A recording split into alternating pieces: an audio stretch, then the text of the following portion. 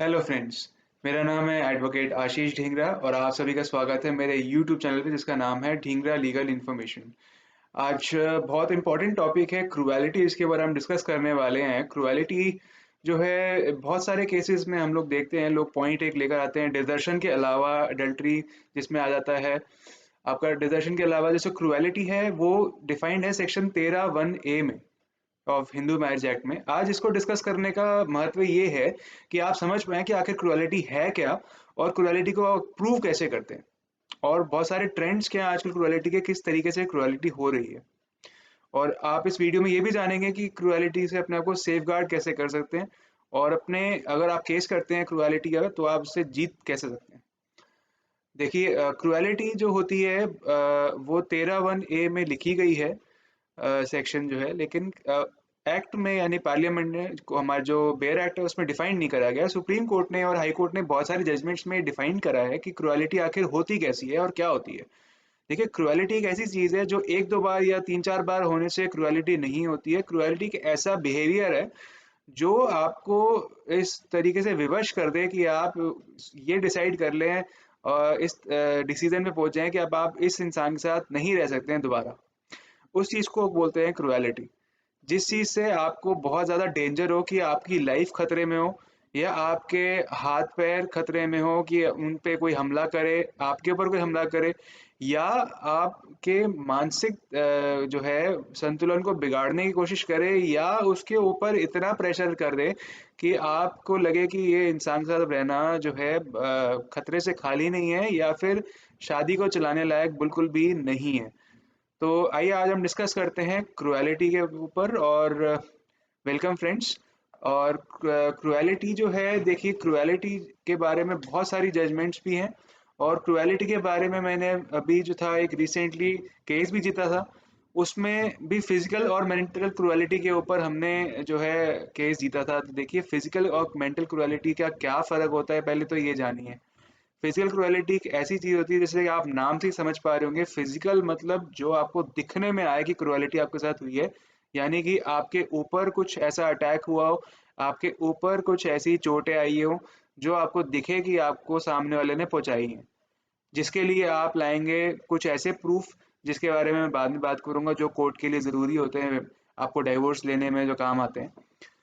अब हम आते हैं मेंटल क्रुएलिटी के ऊपर। मेंटल क्रुएलिटी जो होती है और डिफिकल्ट हो जाता है प्रूव करना कोर्ट में, और जज साहब को भी कोर्ट में भी जो है कोर्ट को भी प्रूव करना मुश्किल हो जाता है कई बार, क्योंकि इसका कोई जो है देखने के ऊपर कोई प्रूफ नहीं होता। लेकिन हाँ, आप उस इंसान के जरिए जान पाएंगे जिसने अपना केस दायर किया है, क्लेम किया है कि उसे डाइवोर्स मिलना चाहिए, तो उसने ऐसे क्या क्या इंसिडेंट्स बताए हैं केस में, वो क्रुएलिटी बनते हैं कि नहीं बनते हैं, आज उसके ऊपर हम बात करते हैं। देखिए मानसिक प्रताड़ना जो है वो बहुत तरीके से हो सकती है, चाहे वो किसी न किसी के साथ कोई अफेयर चलाने से हो, या आपके घर में बेसिक जो रूटीन होती है उसका काम ना करने से हो, या एक तरीके से अ, परेशान करने के। वैसे तो बहुत सारे तरीके हैं। अब जैसे कि वाइफ जो है बहुत बार जो है आपके घर में कुछ भी लड़ाई हुई, छोटी मोटी बात पे भी या किसी बड़ी बात को लेकर भी कुछ लड़ाई हुई, तो वो सीधा अपने मदर के घर या अपने पेरेंटल होम में चले जाते हैं।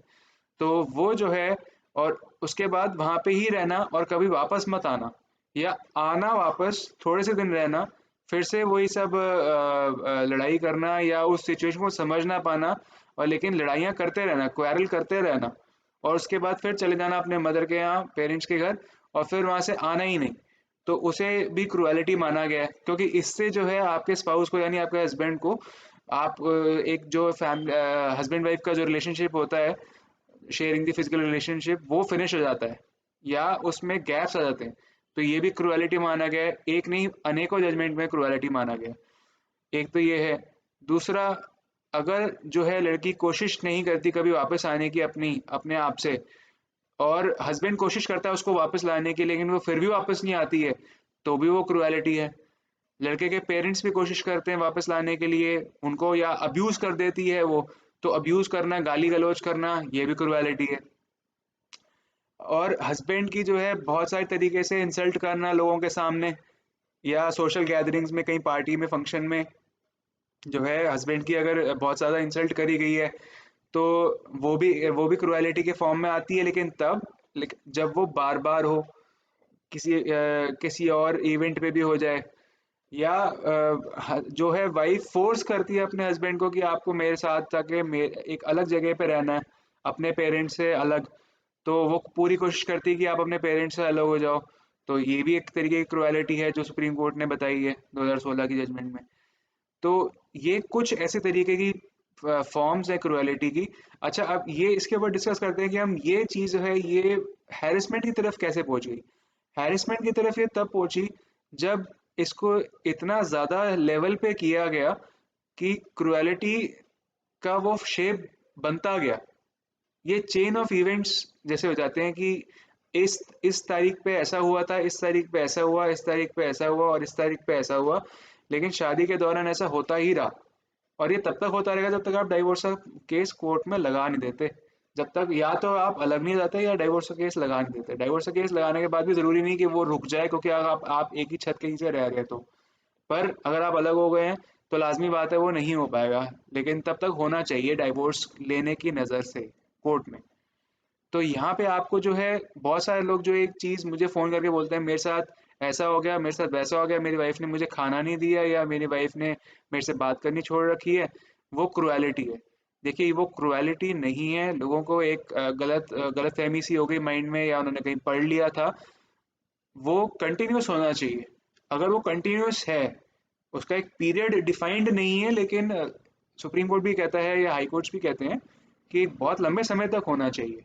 तो वो लंबे समय तक जो होता है वो आपको अपने केस में भी बताना होगा कि ये तरीके से आपके स्पाउस ने क्रुएलिटी किया। तो आजकल जैसे एक बहुत ट्रेंड चल रहा है सुसाइड जो है अटेम्प्ट करने का। अगर किसी ने सुसाइड अटेम्प्ट करी है, तो वो अटेम्प्ट करना जो है एक बार भी अपने आप में क्रुएलिटी है। ये एक ऐसा क्राइटेरिया है जो रेगुलरली कभी हो नहीं सकता, क्योंकि अगर किसी ने कर दिया है तो या तो वो इंसान, नेचुरल सी बात है, वो सेफ बच जाएगा, या वो बहुत चोटें लगेंगी, या वो एक्सपायर हो जाएगा, या वो दुनिया में नहीं रहेगा, जिसका मतलब है। तो उसके हिसाब से वो एक ही अटेम्प्ट भी जो है वो इस चीज को, क्रुएलिटी को, एक ही अटेम्प्ट को क्रुएलिटी में ही आ जाता है।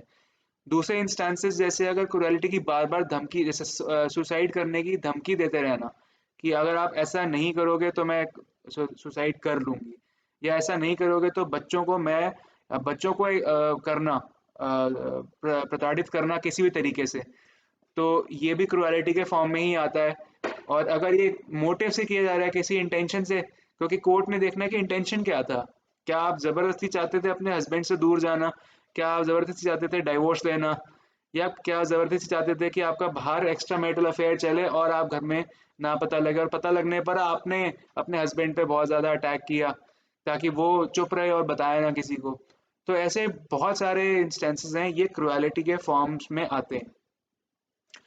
अब हम बात करते हैं कि ये क्रुएलिटी हुई, इससे हैरेसमेंट हुआ, और ये जो है जो बेसिकली हम बात करते हैं कि क्रुएलिटी से बच कैसे सकते हैं। देखिए, इस क्रुएलिटी से बचने के लिए सबसे पहले तो कोशिश आप यही करेंगे नेचुरली कि घर में आप बात करेंगे और ट्राई करेंगे कि आपका सेटलमेंट होए, समझौता होए, आप प्यार से बैठ के बात करें और आपका सेटलमेंट हो जाए। इन केस अगर नहीं होता है तो देखिए, आपके पास रेमेडी है डाइवोर्स केस फाइल करने का। अब डाइवोर्स केस फाइल आप शादी के 1 साल तक नहीं कर सकते हैं, 1 साल के बाद ही कर सकते हैं। और 1 साल के बाद अगर आप करते हैं तो आपको क्लियरली अपने केस में ये बताना पड़ेगा कि किस वजह से डाइवोर्स आप लेना चाहते हैं। उसके अंदर आप, ये सुप्रीम कोर्ट भी मानती है कि ये एक ऐसा इंसिडेंट नहीं है जो बाहर हुआ हो, एक्सेप्ट पार्टी फंक्शन को अगर कोई छोड़ दिया जाए ऐसे इंसिडेंट को। बट मोस्टली जो है 90-95% इंसिडेंट्स जो है वो घर में ही होते हैं वाकया। तो उन वाकयाओं को समझाने के लिए जो आपके मदर फादर पेरेंट्स में जो भी फैमिली में आता है, जिन्होंने देखा है ये होते हुए आपके साथ, वो लोग विटनेस बन जाते हैं। तो अगर आप उनका अपने केस में प्रॉपरली लिखकर बताएंगे कि इन्होंने ये देखा था, इन्होंने ये देखा था मेरे साथ होते हुए, तो ये चीज़ जो है आपके क्रुएलिटी को और सपोर्ट करेगा। और सामने वाली पार्टी को, आपको भी क्रॉस एग्जामिनेशन करना पड़ेगा, आपकी गवाही भी करनी पड़ेगी, आपके पेरेंट्स की भी गवाही करनी पड़ेगी, और साथ में जो भी फ्रेंड्स भी हो सकते हैं जिनके सामने ऐसा कुछ वाकया हुआ हो, तो आप उनको भी ला सकते हैं अपने केस में। तो ये ऐसे ऐसे विटनेसेस हैं जो आपको हेल्प कर सकते हैं जीतने में। तो ये इन चीज़ों का खास ध्यान रखिए कि आपके पास बाकायदा डेट्स होनी चाहिए, तारीखें होनी चाहिए कि किन तारीखों पे आपके साथ क्या इंसिडेंट हुआ। उन इंसिडेंट्स को ही आप लेकर आ सकते हैं कोर्ट में।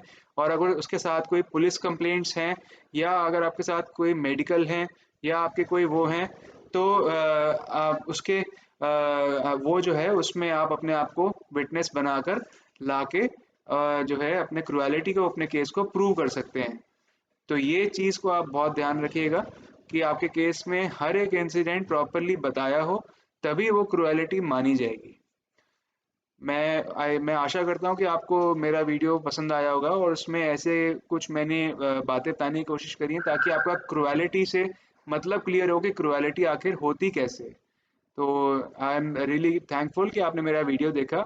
आप अगर मेरे से कांटेक्ट करना चाहते हैं, डिस्कस करना चाहते हैं, कोई भी ऐसी लीगल क्वेरी, आपकी कोई डिफ़िकल्टी है जो आपको समझ नहीं आ रही है, आपको केस में कोई प्रॉब्लम आ रहा है, तो आप मुझे कांटेक्ट कर सकते हैं 9968067817 या फिर 7827565277। और मैं अपने ये फ़ोन नंबर्स अपने डिस्क्रिप्शन बॉक्स में भी दे रहा हूँ। और अगर आप मेरे चैनल को लाइक करते हैं तो उसको प्लीज़ लाइक करें, शेयर करें, सब्सक्राइब करें और अपने फ्रेंड्स को भी बताएं, नोन्स को भी बताएं, ताकि कहीं पे वो कंफ्यूजन में हो कि आखिर क्रुएलिटी है क्या, तो उस वीडियो को देख के वो समझ पाएँ। और मैं होप करता हूँ कि इस बुरे समय में, कोविड-19 के समय में, आप सब अपने घर पर ही हैं, सेफ रहिए, घर पे रहिए। Thank you.